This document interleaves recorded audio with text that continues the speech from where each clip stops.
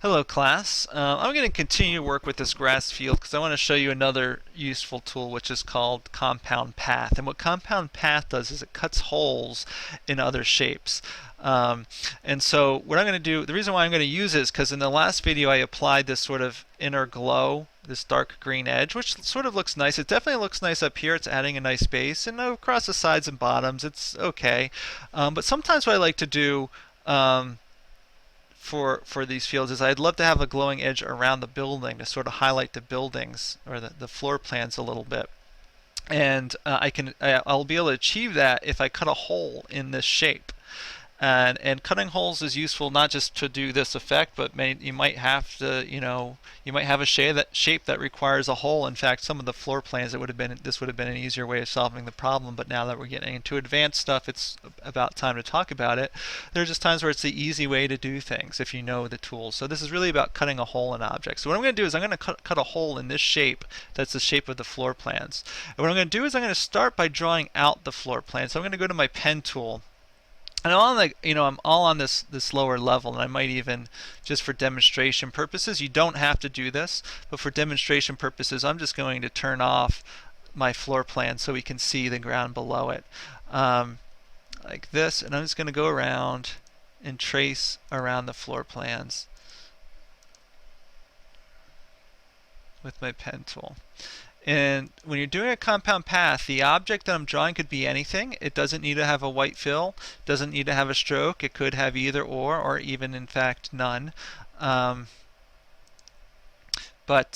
it needs to be on top. The thing you want to be a hole, which in this case is the shape of my building, has to be on top of the thing you want to cut the hole in, which in this case is the grass.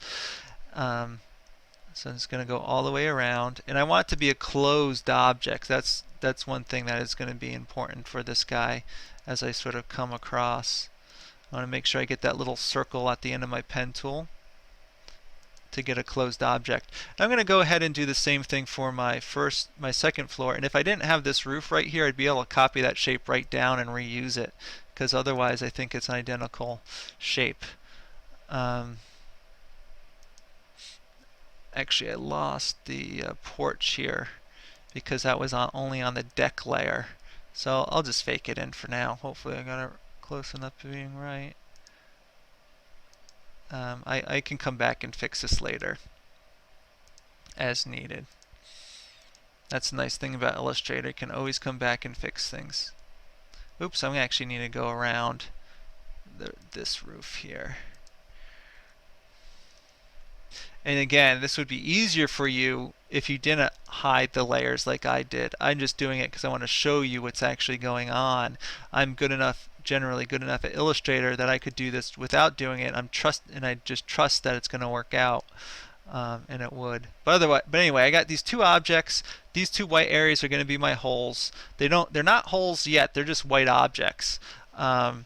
If I deleted it, right, it goes back to green. What I want to do is I'm going to select all three of these objects. It could just be two, it could be whatever you're making the hole with. And I'm going to go to Object, Compound Path, and Make. And of course it's going to take time to run these filters that I have here. This should pop back into screen when it is done. I don't see it on my screen anyway. I assume this is recording exactly what I see.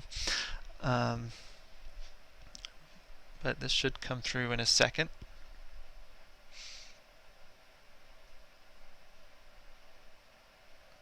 There we go. And so now we see that it's glowing around the edges. Now arguably this is a little too dark here, and so I'm actually going to turn these layers back on so you can see how it's looking. It's just a subtle shade of darkness. But it's a little dark along the edges, so what I'm going to do is I'm going to come to my white arrow tool, select just one side, select the line and pull it out holding shift so that this dark fade leaves away, and we'll end up with just a dark fade around the building on this side. I'll actually stop this and I'll go to white, and that's okay because I'm going to do it two more times. I'm going to do it once over here, shift and pull, and I'll stop it again, and I'm going to do it along the bottom, shift and pull.